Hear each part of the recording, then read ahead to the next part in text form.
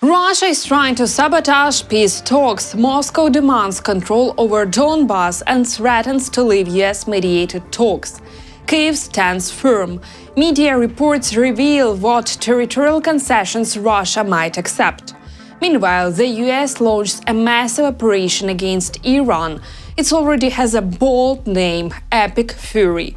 Trump warns missiles, military sites, production facilities – all at risk. Iran responds, explosion rock Tehran. Israel declares a state of emergency. Bahrain, Qatar, Abu Dhabi under threat. Ukraine reacts. Zelensky backs strikes against the regime, not the people. The foreign ministry confirms Ukraine supports the Iranian people but opposes the regime that aids Russia. Russia jumps in too. Medvedev calls US diplomacy a cover. What happens next? Will Iran strike US allies? And can Kyiv keep the talks alive? And can the world avoid a major escalation? Find out in the full episode. The United States has launched a large-scale military operation against Iran. The campaign has already been given a powerful name – Epic Fury. US President Donald Trump officially announced the start of military action in a video address to the nation. A short time ago, the United States military began major combat operations in Iran. Our objective is to defend the American people by eliminating imminent threats from the Iranian regime, a vicious group of very hard, terrible people. Its menacing activities directly endanger the United States, our troops, our bases overseas, and our allies throughout the world. For 47 years, the Iranian regime has chanted death to America and waged an unending campaign of bloodshed and mass murder, targeting the United States, our troops, and the innocent people in many, many countries. Donald Trump stated that Iran had been attempting to revive its nuclear program following US strikes on its nuclear facilities in June.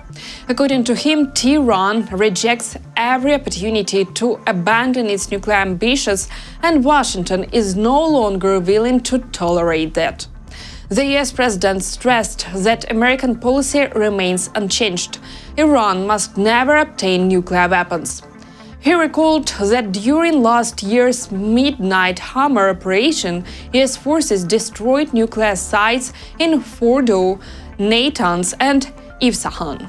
After those strikes, Washington warned Iran not to restart its program and sought to negotiate a new deal. Trump also said the United States is prepared to launch further strikes targeting Iran's missile system and missile industry. At the same time, he acknowledged that American casualties are possible during the ongoing operations. He said the administration has taken steps to minimize risks to US personnel in the region, but considers the Iranian regime a direct threat. Earlier, a US official told the media that the United States is conducting strikes against Iran in coordination with Israel. Iranian state media reported explosions in Tehran Pastor district, home to one of the country's most heavily secured government compounds, including the residence and office of Supreme Leader Ayatollah Ali Khamenei. Indirect talks between the United States and Iran held in Geneva on February 26 ended without an agreement. Meanwhile, Tehran is preparing a response following Saturday's Israeli attack. Iranian officials signal a strong retaliatory strike against Israeli targets, according to Reuters, citing a senior Iranian source. An Iran official has stated that Tehran is preparing a large-scale response to Israeli strikes. According to Reuters, the retaliation could be significant, though no details have been disclosed so far. Israel is already bracing for possible attacks. A nationwide state of emergency has been declared, and all regions have shifted to what authorities call an essential activity mode. Schools have been closed, public gathering restricted, and most businesses suspended operations except for critical infrastructure. Citizens are urged to follow official updates from Home Front Command. Meanwhile, explosions were reported in Bahrain and Qatar, where US military bases are located. The Guardian, citing local media, says the incidents come amid ongoing US and Israeli strikes on Iran. Bahrain's interior minister confirmed that air raid sirens were activated over concerns of a potential Iranian attacks on American bases. Arab media report that an Iranian strike might already be underway and smoke has been seen over the capital Manama, according to the Times of Israel. According to Al Jazeera, authorities in Qatar, another host of US military base, sent out text alerts urging residents to remain indoors. Qatar's Ministry of Defense says its air defense systems intercepted an Iranian missile. Reports also indicate that in Bahrain, Iran targeted the headquarters of the US Navy's Fifth Fleet. There are additional reports of a possible Iranian strike on a US military base in Abu Dhabi in the United Arab Emirates. US embassies in the United Arab Emirates and Jordan have instructed their staff to shelter in place and advised American citizens in those countries to do the same, according to the New York Times. The Guardian also reports that explosions were heard in Kuwait. Kuwait, along with Qatar and the United Arab Emirates, has closed its airspace amid rising tensions. Ukraine has also reacted to the developments. President Volodymyr Zelensky, in an interview with Sky News, said he would support an operation targeting the regime rather than civilians. Later, Ukraine's Foreign Minister Andriy Sybiha issued an unofficial statement. The Foreign Ministry reaffirmed Kyiv's consistent position. Ukraine supports the Iranian people and their right to live in security and freedom, while opposing the Iranian regime, which continues to assist Moscow in its war against Ukraine. Ukraine's position is consistent and unwavering. The Iranian regime has been terrorizing the region for decades, supporting and financing militants who bring instability to other countries and oppressing its own people. Therefore, we always stand with the Iranian people, the people themselves. Long-standing human rights violations, systemic repression, torture, and persecution of dissenters demonstrate a deep crisis within the state. I want to emphasize that the regime in Tehran had every opportunity to prevent a violent scenario, and it was given chances for diplomacy and seeking solutions. Russia has also reacted to the military developments. Dmitry Medvedev, deputy chairman of Russia's Security Council, sharply criticized Donald Trump and US policy toward Iran. He claimed that Washington merely imitated diplomatic efforts and used negotiations with Tehran as a cover while preparing a military scenario. The peacemaker has shown his true face once again. All the talks with Iran are just a cover operation. No one really doubted it. No one particularly wanted to reach any agreement. The question is, who has more patience to wait for the inglorious end of their enemy? The US is about 249 years old. The Persian Empire was founded over 2,500 years ago.